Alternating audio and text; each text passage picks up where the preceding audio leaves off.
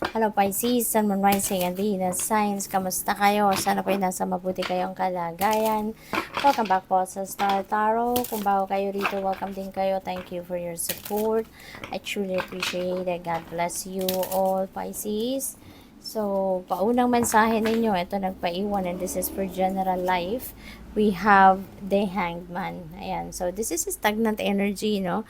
Pisces. Siguro, ngayon napapansin ninyo ang mga sa ibang area of life ninyo, no?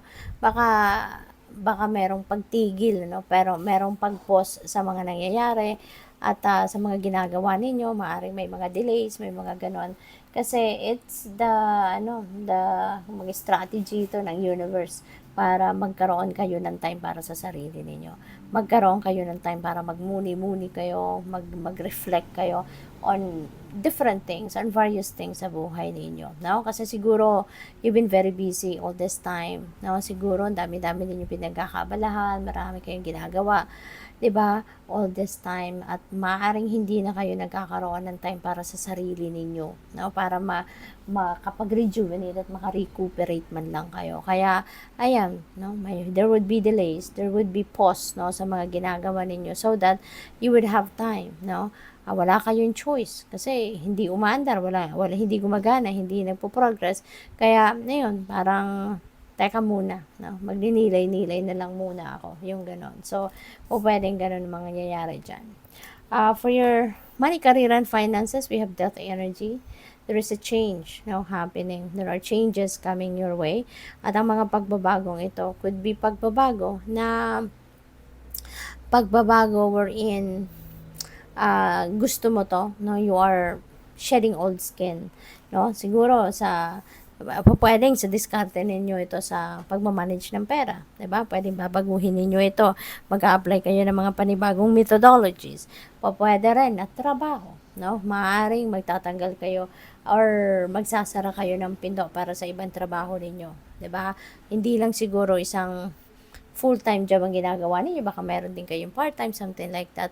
So, maybe, kung ano man ito, meron kayong babawasan or aalisin, no? Siguro, na trabaho. Pwedeng ganun. Or, pwede, you are definitely going to shift, no? Careers. Pwedeng ganun, no? As in, alam ninyo, nararamdaman siguro ninyo na hindi na to, yung trabahong gusto ninyo, hindi na kayo masaya, it's not fulfilling anymore.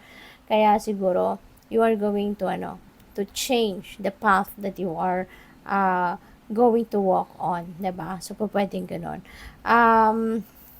Pwede rin, no, na baka meron kayong pag-shift talaga ng career from working 9 to 5 job, pwedeng magra-resign na kayo at kayo na maging sarili ninyong boss, no? By putting up your own business. Baka kayo na ngayon ang uupong CEO, 'di ba? Ng sarili ninyong negosyo. So that is also possible. There's so many changes na pwedeng mangyari sa inyong money, career, and finances. Sa inyong relationship, we have 5 of Pentacles. Pisces, naririnig ko dito broken. Maybe you are feeling broken. Feeling ko rin dito, Pisces. Ang iba sa inyo siguro, you are not happy, no, with what is happening sa relasyon ninyo ng inyong person. Baka nararamdaman ninyo na parang may kakaiba siguro sa relasyon ninyo sa inyong person. Maybe you are seeing or noticing na baka may pagbabago sa behavior, no? Baka may pagbabago sa behavior ng inyong person. Siguro na nafe-feel niyo na parang teka lang, 'di ba? Napapansin ko na parang nalalamig siya sa akin. Parang kulang na siya ng oras sa akin, or maybe hindi na nga siguro kayo nagkakaroon ng quality time together, no? Yung ganun, hindi na kayo nagsasama ng um, hindi na kayo nagbabanding, yung mga ganon ba? So, siguro unti-unti nanonotice mong may ganon, no, ang inyong person. And just to remind you, Pisces, this is not for everyone. Okay? Hindi ang mensaheng ito, hindi ito para sa lahat, alright? Pwede na iilan lang, isolated case lang ito. Now, this is some reading for the collective, kaya just take as it resonates, okay? So, for some of you lang, no, maaaring may mga ganon kayong nararamdaman, no? So, before you confront the person, before you do anything, before you take action, para i-address ang sitwasyon na to. Isipin ninyo munang mabuti, 'di ba? I-confirm ninyo, i-validate muna ninyo ang inyong nararamdaman, kung tama ba talaga, may ebidensya ka ba, totoo ba, kasi who knows, nag-overthink lang kayo, 'di ba? Who knows, overanalyze nyo lang ang mga observations ninyo. So, pwedeng ganon. Kaya, pag-isipan ninyong mabuti. Okay? Before you take any action, mag-isip muna, follow your intuition, pakinggan ninyo ang inyong intuition, okay? Para hindi kayo magkamali. Alright? So, clarifying, the hanged man is the magician. So, yun. Si hanged man, this is an stagnant energy siya, diba? Titigil ang lahat. Si magician naman, you are going to take action. So, conflicting siya. Pero, ang pakiramdam ko rito, you are going to stop doing things sa ngayon kasi nga magmumuni-muni ka. But, you know what? Feeling ko, after this time of contemplation, of reflection, of introspection, you will come up dito with new ideas, new plans, there may be new perspective that may arise, at maaaring magsisimula ka ng bagong chapter sa buhay ninyo. Feeling ko, kung ano yung iniwan mo, kung ano yung bagay na nagkaroon ng blockage, nagkaroon ng pagtigil sa pag-usad nito, it feels like to me that it may be, baka ang gagawin mo dito, you will put them aside, at kung ano itong light bulb moment na dadating sa'yo, ano man ang idea na napapasok sa'yo at this time, baka yun ang pagkakaabalahan mo. When things are ready, 'di ba? Kasi ito, lahat ng kakailanganin mo nandito na. 'Di ba? So siguro nagkaroon ng blockage doon sa dati mong ginagawa, hindi na siya uusad, hindi na siya for now, kulang, no? Kulang yung mga kailangan mo, kulang kaya natigil. At meron kayong makukuhang mga kung sa bagong planong maiisip ninyo, sa bagong idea that will arise, dito easily makita mo agad, no? Makikita mo agad yung mga kakailanganin mo. Makikita mo agad yung mga necessary things, no, na pwedeng magamit mo as you take the first step dito sa kung ano man ang plano mong gawin sa ngayon, no? So kaya iba ang pagkakaabalahan mo na. Yun na napipick up ko dyan. Sa death energy naman, with money, career, and finances, we have two of swords.